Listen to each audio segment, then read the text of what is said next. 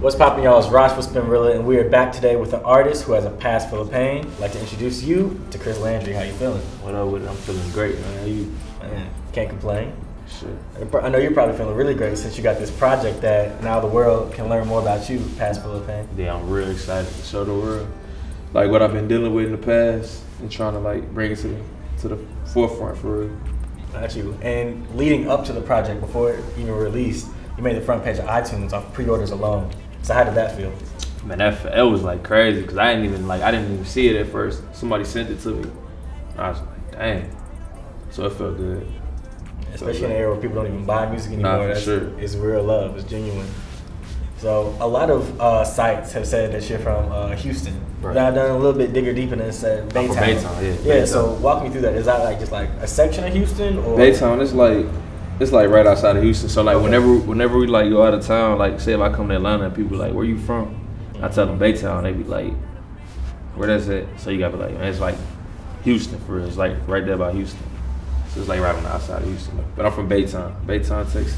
Got you. And how did that shape you being right, like as an artist, being right outside of Houston? Houston, you gotta be like all the way independent. Like it's no unity or nothing out there. So you just like doing everything yourself. There's nobody reaching out to help or none of that. So it kind of make you grind a lot harder. Uber, cause you gotta go. Only one night and I told you no more. Only one night and I told you no more. So well, now the album of the moment. How are you feeling about the final project? I know every artist say this, but I feel like it's the best project like I ever did for real. And I know I said that probably about my last one, but this one like really it for real. Got you. It's a bit longer than the last one. This one's 10 tracks. The last one was 7 or 8, I believe. So what would you say are the differences between this one that's coming out right now and the one that came out last year? I feel like this one like more put together.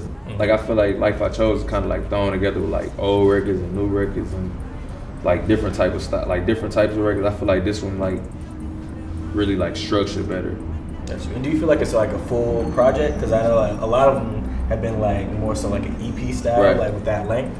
But at 10 tracks, like some could argue it's a full album. So how you feeling about it? I still consider it like an EP though.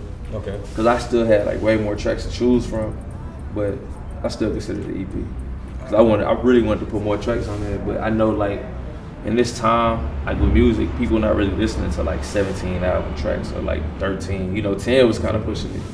So, yeah. So going into the music, we can start with the features. You got 2 features on there. You got Seddy Hendrix and then you got PR. NPRZ, that's my childhood best friend. Okay. So he getting into the music more so. And then Seddy Hendrix, he from Jacksonville. He signed to Generation Now. And my manager is connected with Lake Show over there at Generation Now, so they put that together. Gotcha. So we got a nice little track coming out. Section 8. Yeah, that was go hard. After listening to that project, I like NPRZ's verse a lot. That feature a lot. Like we at Spinrilla, we're big fans of Seddy already. So okay, yeah, we're gonna be Seddy big fans of NPRZ as well. So that's what's up. So from the sound of that, it sounds like a really personal project, and even listen to it, it's obviously a personal project. So even the album cover, there's a lot of little tidbits hidden in that album cover. We've got old photos of people, we've got court records. So let's just walk me through the album cover. So the album cover, I wanted to get everything that I was dealing with like in the past. You know what I'm saying? Past full of pain. So I wanted to get everything that kind of like touched me, and it made me want to go harder and put all my focus back into the music. Cause I got caught up in, you get caught up in the streets and stuff whenever you still living out there and stuff like that. So trying to get back to the music. So put everything on the album cover that like really means something to me.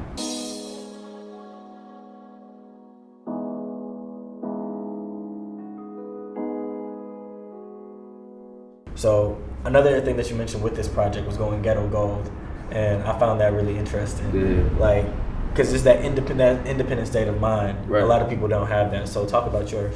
I mean, I feel like I don't really. I'm not gonna say I don't care about plaques and stuff like that, like platinum plaques or whatever, because ultimately, like I want one. You know what I'm saying? But if I can get everybody in the hood to listen to it, I feel like that's like a trophy too, because that's who I'm catering to. You know what I'm saying?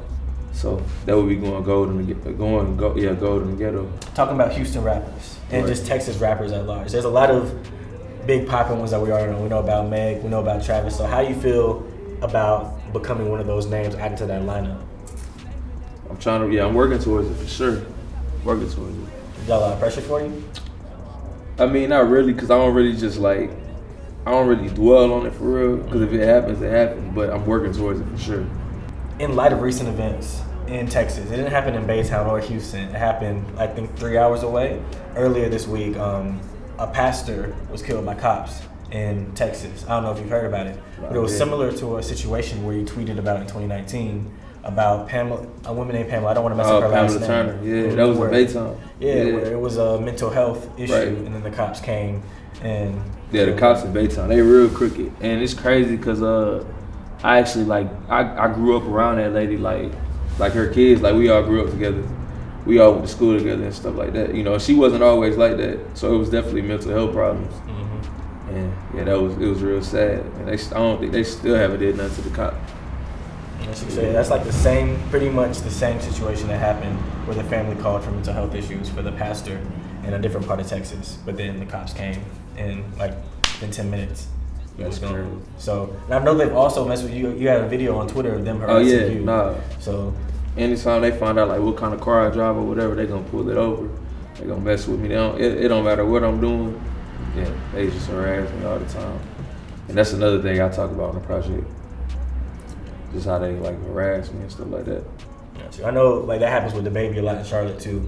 So what is that like trying to come up and like do something positive in your community and you still got this force that's trying to bring you down? Like how do you navigate that? It's hard. We had a event like for the kids. Like we had like moonwalks. We was giving away a lot of stuff. And I actually went to jail that day. They pulled me over and arrested me. But I still like made it out there. But I don't know. It's kind of like you feel like you got people against you when you trying to do good for the community. It's a crazy thing though. Change up. All my dogs know the grind is what we made of. They gon' make me fuck around and pour this purple rain up. How can you blame us? This is where we came from. So you got this project out. Right. What songs do you feel like are the most important ones for listeners to really take in? Every single last one of them. Nah, for real though. But yeah, every single last one of them. But my personal favorites is probably Path Full of Pain, the Paxson with Zay, the song with Seddy. Those like some of my the ones I listen to every day for real. And then The Change on Me. So those like my personal favorites of the project. But I like them all though, for sure. Actually, when you describe all the songs as pain music, I see somewhere on Instagram you described the type of music you make as pain music. I say Paxson like a little more funner. So it ain't exactly like pain music, but everything else is pain music except like Cavalot. But besides that, everything else is pain music. So how would you describe pain music for people tuning in right now? Like, what do you think is so important about pain music? You got the people like the Juice WRLDs, and he made like a certain type of music for a certain type of people. I feel like it's the same like with pain music, because you got people that be dealing with stuff that don't got nobody to talk to or whatever, and they just listen to the music to. And it's like similar situations that they going through. You know what I'm saying? Like for me, like I like listening to like NBA YoungBoy because he talk about like a lot of the same stuff that I go through. You know what I'm saying? So like it's like the same thing. Actually, do you think that you've been able to, because that's the type of music that you like typically make, would you say that you've built like strong connections with your fan base because of it? For the most part, but like I still like got songs like Message to My Ex that went like probably the most craziest song I done had so far, and it's not really a pain song. It's like, you know what I'm saying? All right, so you dropped in January, so that still leaves 11 months on the table. Is there anything else that you're gonna do this year? Like you coming back, drop another record? I already start working on the next project too. I got a record probably gonna be on this. It's a rapper from Macon, Baby Jungle. We got a song called Options, so that's probably gonna be out this year too as well. So. Got a lot of stuff in the works though, for sure. I find it interesting that, like, when speaking of the features that you have on these projects, talking about Seddy, who's from Florida, you got NPR's Zay, who's your childhood friend, so he's from where you are, but it sounds like that's like, you don't collaborate, it sounds like you don't have a lot of collaborations with people from right where you are. Nah, not at all. You even find someone from Georgia, that's interesting. I don't be having a lot of relationships with people, and it's not like that. I don't really I'm just not the type of person that like reach out to a lot of people for real. I just like to stay to myself for real. So in the future, are you looking at collaborating with more artists around where you grew up? Or are you just gonna keep it? Probably just the circle work. Yeah. Gotcha. Well, a lot of times with this Get to Know Me segment, we think that the most important thing is for you to tell us what you want the world to know about you. You know, sometimes listening to music, you don't get the full story. So what would you want listeners to know about Chris Landry? I feel like I put everything in the music though. I feel like I put everything in the music, for me personally. So, if you listen to like Past Full of Pain, you could probably, if you listen to the project, you can probably find out everything you want to know about me. Straight up, you put it all in the music. Nah, for real. I commend you for that, bro. Well, this has been Chris Landry here with Spinrilla, telling us about Past Full of Pain. Go check that out on Spinrilla. Yeah, go check that out on Spinrilla right now. Click that download button, add it to your playlist. Replay it 1,000 times. We need it trending. We need it everywhere. Thank you for joining us. It's been a great interview. Appreciate y'all for having me. As always, it's Ross Spinrilla. I'll see you next time. The sharks. Nah, for real. Stuck in the streets, we've been flipping them packs. Nah, for real. Running your trap, and we know where it's at. We know where it's at. We gon' run it, for real. Hey, what up, man? It's your boy Chris Landry. Thanks for watching my Get to Know Me with Spinrilla. If you want to see more videos like this, make sure you click that subscribe button. It is.